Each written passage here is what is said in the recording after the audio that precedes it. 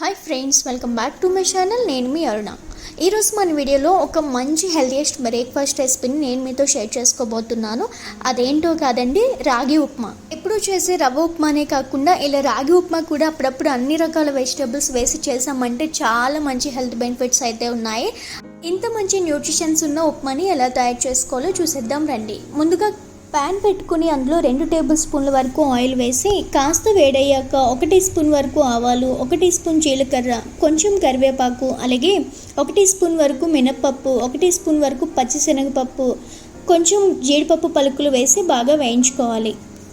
ఇలా వేయించుకున్న వాటిలో కొంచెం కట్ చేసి పెట్టుకున్న వెల్లుల్లి వేసి మరొకసారి బాగా వేయించుకోవాలి. ఇలా వేయించుకున్నాక అందులోకి 2-3 పచ్చిమిరపకాయలు, ఒక పెద్ద సైజు ఆనియన్ని కట్ చేసుకొని ఈ విధంగా ఆనియన్ పీసెస్ని వేసుకొని గోల్డెన్ బ్రౌన్ కలర్ వచ్చేంత వరకు వేయించుకోవాలి.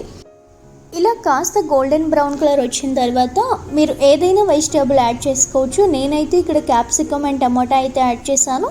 మీరు బంగాళదుంప, బఠానీ, క్యారెట్ ఇలా ఏ వెజిటేబుల్ అయినా ఇంకా యాడ్ చేసుకోవచ్చు. ఇలా కాస్త వేయించుకున్న తర్వాత ఇందులోకి తగినంత ఉప్పు, కొంచెం పసుపు యాడ్ చేసుకోండి. మరొకసారి బాగా కలుపుకోవాలి. ఇలా కాస్త వేయించుకున్న తర్వాత ఇప్పుడు ఇందులోకి మనం 1 కప్పు వరకు ఉప్మా రవ్వను అయితే తీసుకోవాలి. వీటిని కూడా నూనెలో బాగా వేయించుకోవాలి. ఆయిల్ అంతా ఇందులో పట్టి బాగా కుక్ అయ్యేటట్లు వేయించుకున్నాక అదే కప్పుతో 1 కప్పు రాగి పిండిని వేసుకోండి.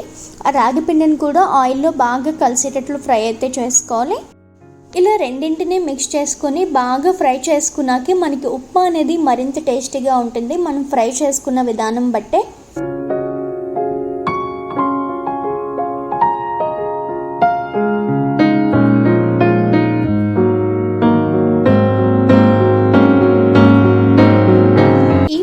రెండింటిని కలిపి బాగా వేయించుకున్నాక ఇప్పుడు ఇందులోకి 3.5 కప్పుల వరకు వాటర్ని అయితే తీసుకోవాలి.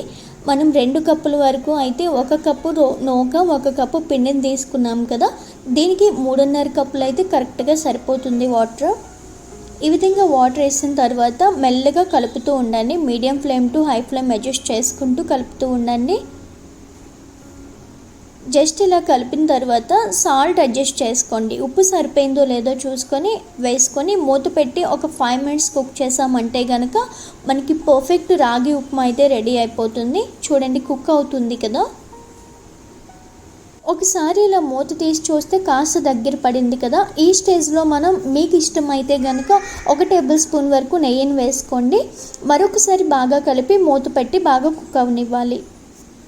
యాక్చువల్లీ రాగి ఉప్మా అంటే ఎవరికి ఇష్టం ఉండదు కాబట్టి కొంచెం టేస్ట్ డిఫరెంట్గా ఉంటుందని, సో ఈ టేస్ట్ని కవర్ చేయడానికి మనం ఇందులోకి చట్నీ కూడా ఎలా చేయాలో చూపిస్తానండి. ఉప్మా కుక్ అయ్యేలోపు మనం చట్నీని అయితే తయారు చేసేసుకోవచ్చు. ఇక్కడ నేను 1 కప్పు వరకు కొబ్బరి పొడిని అయితే తీసుకుంటున్నాను.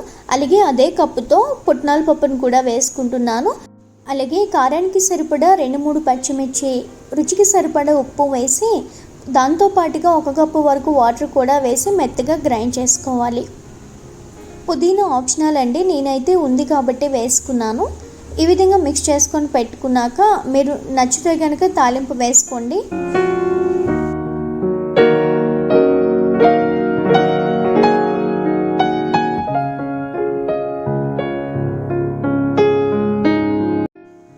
ఈజీగా కొబ్బరి చట్నీని అయితే రెడీ చేసేసుకున్నాం కదా. ఇప్పుడు మనం ఈలోగా ఉప్మా ఎలా కుక్ అయిందో చూద్దాం రండి.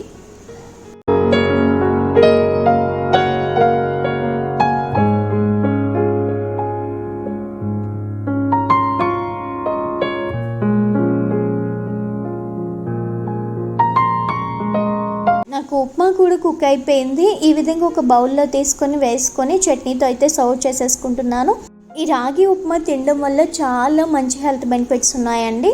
లైక్ కొలెస్ట్రాల్ని రెడ్యూస్ చేస్తుంది, ఐరన్ ఎక్కువగా ఉంటుంది, కాల్షియం ఎక్కువగా ఉంటుంది. సో ఇంత మంచి న్యూట్రిషన్ వాల్యూస్ ఉన్న రాగి ఉప్మాని మనం ఎందుకు మిస్ అవ్వాలి? వీక్లీ వన్స్ అయినా సరే చేసుకోండి ఇంట్లో.